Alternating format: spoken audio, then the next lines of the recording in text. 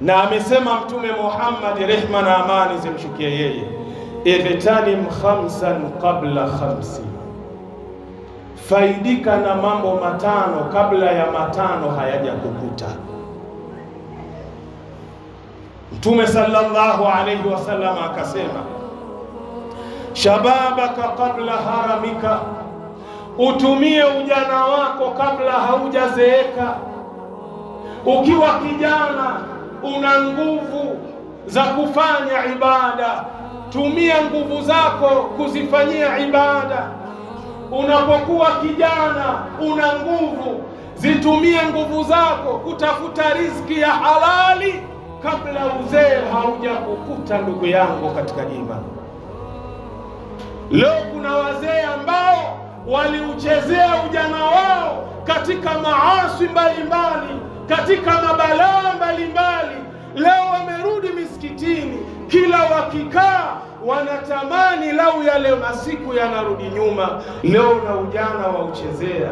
Ujana ni mali, ujana ni hazina. Tumia ujana wako katika mambo ya kheri kabla ya kukutwa na uzee. Wasihataka qabla saqamika, na itumie afya yako kabla ya ugonjwa wako. Sasa hivi una afya njema, tumia afya yako kuyafanya ya kheri. Tumia afya yako katika taa ya Allah subhanahu wa ta'ala.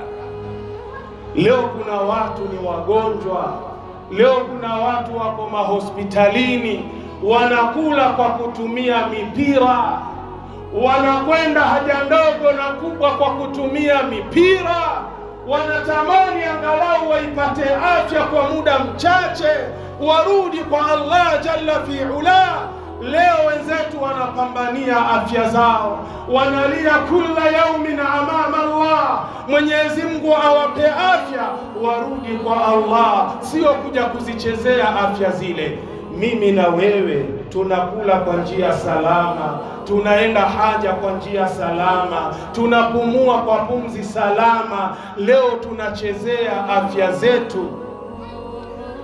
Tumia afya yako katika ibada ya Allah kabla haujapatwa na maradhi. Wa ghinaka qabla faqrik, na utumie utajiri wako katika kuyafanya yale ya kheri kabla haujakuwa fukara. Haujaambiwa eti kuutumia utajiri basi ukaona utajiri lazima uwe milionea, bilionea. Hapana, ule uwezo ambao Allah aliyokukadiria, tumia uwezo ule katika kuitafuta akhira yako. Huu ni mwezi wa Ramadhani, una uwezo wa kulisha watu wawili, kwa nini usiwalishe? Huu ni mwezi wa Ramadhani, una uwezo wa kuchukua maji ukanunua katoni moja tu ukaileta msikitini ukawagawia watu, ile Allahu akbar, Allahu akbar.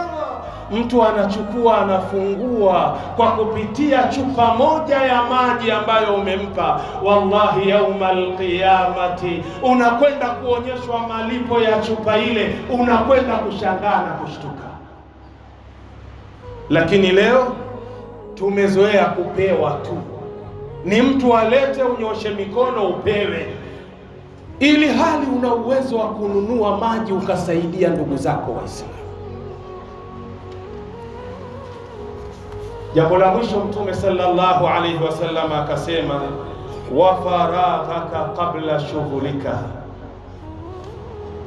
Ni la pili la mwisho, anasema wa faraghaka qabla shughulika, na ile nafasi yako ulokuwa nayo leo itumie kabla haujashughulishwa.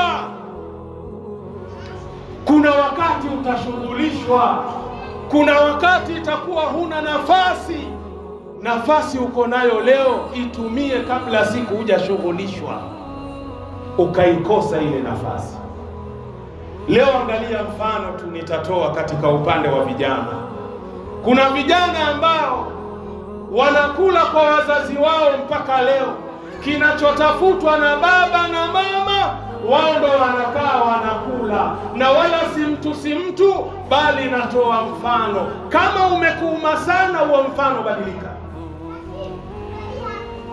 Kijana, wewe bado haujaanza kujitegemea.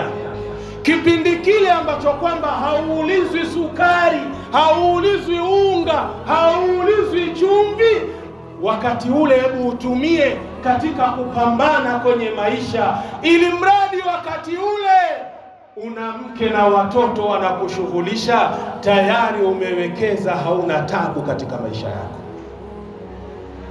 Lakini leo watu wengi tunahangaika ni kwa sababu umri tunauchezea katika mambo ya kijinga tu. Mtu anapata pesa yake anaspendi na madeni. Mtu anapata pesa yake anakwenda kufanya anasa. Mtu anaipata pesa anaitumia anavyotaka, anashindwa kuwekeza kwa maisha yake ya baadaye. Hivi wakati huu na fursa hii itumie kuwekeza kwenye dunia. Yaumal qiyamati ukaambiwe ya kwamba ule umri wako, zile mbio zako ulizozitumia kwenye ibada, basi malipo yake ndiyo haya. Jambo la mwisho, Mtume sallallahu alaihi wasallam akasema, wa hayataka kabla mautika, utumie uhai wako kabla haujakufa. Leo upo hai unaringa, sio? Leo upo hai unahangaika, sio?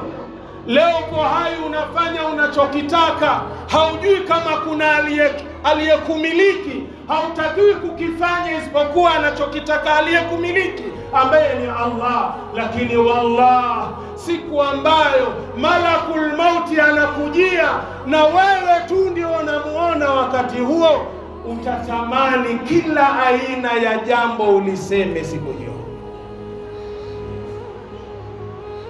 Lakini Mwenyezi Mungu Subhanahu wa Ta'ala hawezi kukuchelewesha. Siku yako ikiwa imefika, umeyafanya ya kheri, umeyafanya ya shari, hisabu yako itakwenda kusimama yaumul qiyama. Hadithi hii ni sahihi, kaipokea Imamu al-Hakim kwa nambari 7846. Sheikh Albani kaisahihisha fi sahihi Targhib, utaipata kwa nambari 3355.